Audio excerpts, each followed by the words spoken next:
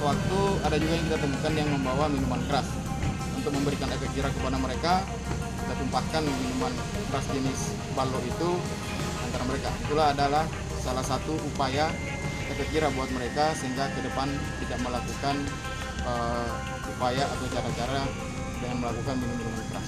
Mitos itu dapat di bagian mana, Komandan? Gimana? Mitos itu dapat Miras itu ditemukan di depan warnet.